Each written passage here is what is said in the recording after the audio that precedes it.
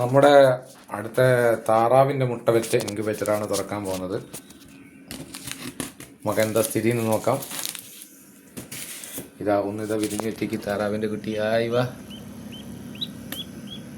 താറാവിൻ്റെ കുട്ടിയാണ്. ഇപ്പോൾ വിരിഞ്ഞിക്കേ ഇത് ഏകദേശം 24 ദിവസമായിക്കുള്ളൂ കേട്ടോ.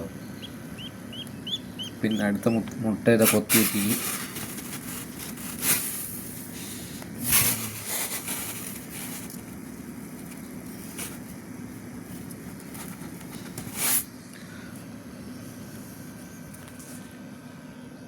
ഇത് കൊത്തി വെച്ചിട്ടുണ്ട്.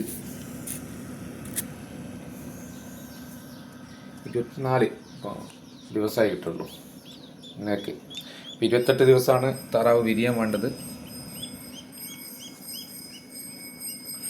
എല്ലാവരും കാണുന്നവരിലൊന്ന് ലൈക്ക്, സപ്പോർട്ട്, അതുപോലെ തന്നെ സബ്സ്ക്രൈബ് ഒക്കെ ചെയ്യുക.